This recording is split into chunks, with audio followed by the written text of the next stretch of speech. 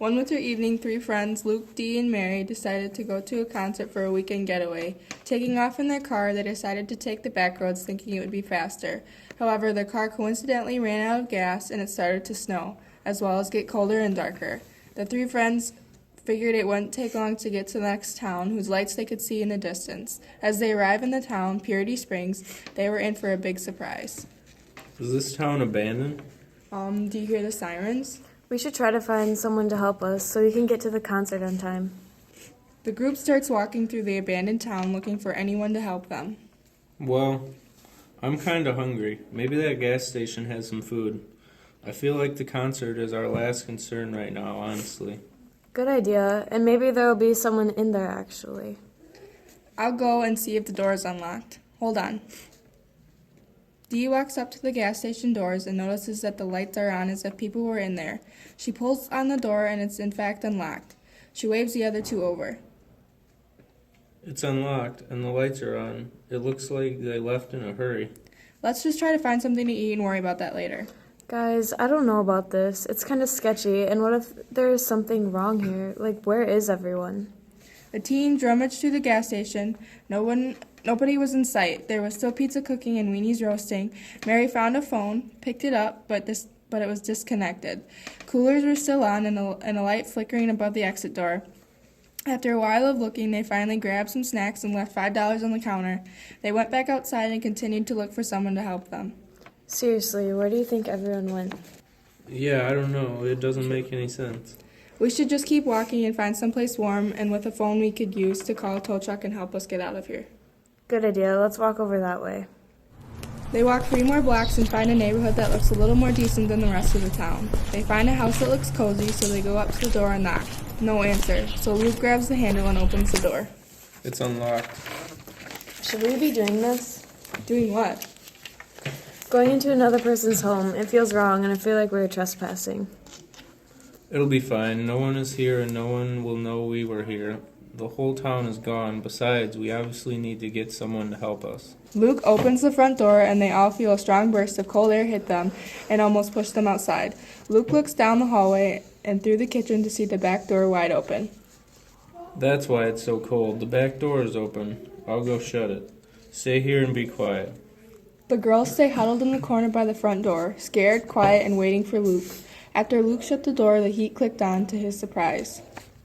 I'm gonna look around a little and to make sure everything is safe and keep an eye out for a phone. Mary, do you notice how there aren't any pictures on the wall? Yeah, it's very empty and the walls are very bare. Wait, do you see that huge cross over the fireplace? Holy crap, I've never seen anything that big, not even in my church. I wonder how old it is. Mary and Dee walk over to the giant cross hanging over the fireplace in the living room. Mary couldn't help but to touch it. They looked down to see the fire was still lit. They sat in front of it, as close as they could get. Luke came back down from upstairs.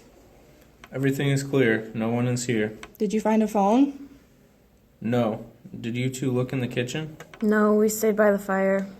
Well, let's go look. The teens all walked towards the kitchen. When they reached the door, they all stopped and looked at each other. The table was completely set, and something had boiled over on the stove. It was like these people vanished. Guys, I told you this was sketchy. These people left in a big hurry. Why would you leave right before you eat and leave everything boiling on the stove? Can we just look for a phone? Do you see one? No, there isn't one. No, there isn't one over here. Not one here either. How can someone live in a house with not a single phone? To me, yet. What's the point? It's freezing and pitch black out. Where else would we go? I don't know, just not here. Calm down. They obviously didn't want to be here. We will be fine. The three went back into the living room by the fire and got comfortable on the couch. They locked the doors, closed the blinds, and put chairs under the door handles, just in case the people came back to their house. They all fell asleep. Mary woke up. The fire was out. She was startled by a noise, and she was panicking. Mary, it's okay. It's just me. What were you doing? Did you go outside? Are you crazy? I went to all of the houses around. I tried to find a phone, computer, or something. And? Nothing, not even a place for them to be plugged in. Mary looked over to see a pile of books lying next to Luke. What are those?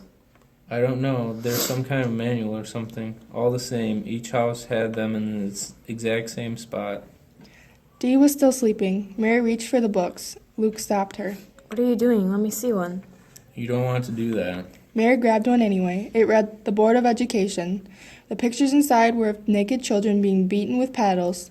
1 hit for a kid over 12 months, 10 hits for a girl over 12. Mary dropped the book to the floor. She ran to the kitchen where Luke had said he found all of them in the neighboring houses. She opened the door. There it was. This one had notes in it. The name Joseph and what he did to receive the beatings with the paddle. 5 hits for coughing during church, 8 for peeing in the bed at the age of 6. It counts as bruises on a tally score sheet. Luke snatches the book and throws it in the drawer. Stop, I'm serious. You don't want to read that. It's awful. Mary ran to wake up Dee and tell her. They were ready to leave. Luke wouldn't let them, not in the dark and freezing cold. Mary ran upstairs. Luke and Dee ran behind her. Mary, stop. Mary, what are you doing? Just wait. Mary ran through every room looking for something. It wasn't until the last room that she found something. Oh my God, it was true. This is the paddle used on that boy. The three just stood in silence staring at the paddle. They turned to run back downstairs. Mary stopped. What's that? What, that paper? Mary picked it up and unfolded it. What is it? It's a death certificate, Joseph Hawkins. It has everything on it except the actual death date. What? I promised that wasn't there last night when we got here, and I looked at everything. We need to leave now. Mary stormed out of the house. Dee and Luke chased after her. Mary, stop. Mary, please slow down. Come on, I'm not staying here. Mary stopped to wait for them to catch up. They seen that Dee had completely stopped in her tracks. Dee, what's wrong? Did you turn the lights on and not shut them off? Luke and Mary looked all around them to see every porch light was on. No. Do you see those footprints? Those aren't mine. Someone else is here with us. They turned around to see a man walking toward them. Luke stepped in front of the girls. Come near us and I will kill you. The guy put his hands up as if he meant no harm. Who are you? Joseph. You're the Joseph from that house, aren't you? You're not dead? Not yet, anyways. Joseph gestured as if they should be quiet. Why should we be quiet? They're here, trust me. Who's they? You only have a couple hours. I'll help you, just not here. Okay, how about there? Luke pointed to the house we camped in. No, not there. He'll find me there. We're leaving. You won't make it. He probably already found your car. What are you talking about? You want answers, okay? I set those sirens off when you were out last night going from house to house and got your foot stuck in a hole. That was my mother's grave. A man named Elijah Hawkins put her there. He's my dad. And for you and your car, you aren't going anywhere. Now, if you want to see for yourself, follow me. They followed Joseph behind his house and into the corn stalks. They walked for a while, and they came across to their car. The window smashed in, and the car totaled out. What did you do to our car? I didn't do anything. He knows. Who? Your father? Where are we going? Yes, my father. And there's the shed. What is this? The only safe place around. They followed Joseph inside, and they shut the door behind them. There isn't any light. Why didn't you grab something from those houses? He checks everything and has notes of where everything is. I would get caught. Why didn't you stop him from killing your mother? He wasn't trying to, only trying to rid her of her sins against God. Her sins? She was trying to escape with a traveling couple and he caught her. He didn't mean to kill her. But why didn't you stop him from hurting her? If you'd seen my dad, you would understand. Even if I would have tried, it wouldn't have done any good. Why don't you just start running and not look back? It isn't that simple. Well, what's holding you back? My little sister. I promised my mom I would keep her safe. I just have to figure out a way to get out of this town, but also take her with me. Wait, if your dad killed your mom, how is he not in jail? He convinced everyone she had sinned and she had to die. They all believed him. Everyone just sat in the little shed and looked at the floor for a minute. No noise or lights for a mile or so. I made it out 4 miles from this town yesterday. Does he know? Why hasn't he looked for you? He does know, and he is looking for me, but nobody comes here. This is the place to rid your sins. It's not a good thing to be sent here. Nobody comes near here on their own. Well, what did you find? Nothing, only a few birds. Where is everyone in the town? Are they alive? He has them in the church basement. What are the sirens for? I was hoping to distract him so I could grab her and run, but he wouldn't let her out of sight. Look, man, you can come with us tomorrow when we leave, but we can't help you with your sister. I didn't make it clear, did I? You don't have a choice. Luke jumped on Joseph, trying to hold him down, hitting him in the face. Girls, run. Dee and Mary take off out of the shed, running as fast as they could into the darkness. It got quiet, so they stopped. Something big hit them in the head, and they fell to the ground. Later, Mary woke up, confused as to where she was. Where am I? Where's Luke? Dee! Mary, help! Mary looked over and seen Dee laying on the table, tied up with zip ties.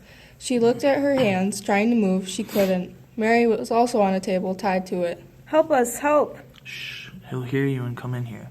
Don't pull on your wrists. They'll only hurt you and make them tighter. Why did you do this to us? Let us go. It wasn't me. He found us all. They talked in the darkness, back and forth. Joseph got closer. Let us go. Why aren't you tied up? Where's Luke? Trust me, he won't hurt you. Luke is safe. Trust you? Are you kidding? I have a plan. Just calm down. Be quiet. He can't know you're awake yet. The girls shut their eyes and passed back out. When they woke back up, they were in another room, blankets covering them and bandage covering their arms. Joseph bled them, like his father had done to his mom. He was showing his father their sins had left. You bled us. Let us out now. I'm the only reason you're alive. Sit down and be quiet. Mary and Dee sat on a bed in the room, under a quilt. The door swung open. Elijah walked in holding a tray of food. Joseph stood up and bowed to his father. Sit down, Joseph.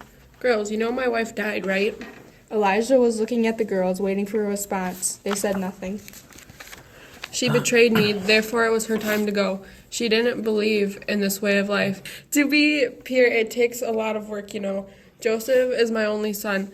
I need more kids. That is why you are here. You two will give me children. That is why Joseph brought you here. The girls were furious. They both looked at Joseph with a lot of anger. What? No, we're not sleeping with you. Are you kidding? Joseph, I asked you to talk to them. What did you tell them? Nothing, Father. I've told them nothing. Elijah handed a piece of paper to the girls. Who's Ruby Hawkins? Who's Jan Hawkins? Ruby is the name of my new wife. You will now be part of this town, and we will be married. Jan is Joseph's wife. You two will also be married. This is your life now. I promise you will love it. Mary and Dee looked over at Joseph. He mouthed please to them like he wanted them to play along. The girls agreed. Good. Now I'm sure he has told you about his little sister Eden. They nod yes. He is very protective of her, and I imagine he'll be of you two as well. If you two do anything to jeopardize your role here in Purity Springs, I will beat Joseph to an inch of his life. Got that? The girls nod again. Now, let's get cleaned up and introduce you two to the family. They all get cleaned up and ready to meet everyone. We need to stay undercover long enough to get Eden. They sit and plan a way to get Eden and escape so that Elijah can't hurt them. Mary and Dee read the papers of information that Elijah gave them on who they are and the history of Purity Springs. 40 minutes later, Joseph grabbed them and told them it was time to meet everyone. I want to see Luke. I don't believe he's alive and safe. If my father sees him, he will kill him. I promise he is safe in the shed. They go to the meet and greet. Joseph makes sure Dee, Mary, and himself have an eye on Eden the whole time, but casually, without Elijah knowing. Joseph and Eden walk to Mary and Dee, who clearly look ill. Eden stays with them. Eden knows to come find me if your illness gets any worse. As soon as Elijah left and everyone was in their night praying session, Joseph, Mary, Dee, and Eden sprinted toward the shed to get Luke. They unlocked the outside and let Luke out. They all ran until they couldn't run anymore. They stopped and listened. Shh, do you hear that? He's coming. They're all coming. Hurry, go. Don't stop or look back. Just go. The kids ran and ran through the night until they reached a town. They were saved. No sign of Elijah or the townspeople. Well, that's what they thought anyway.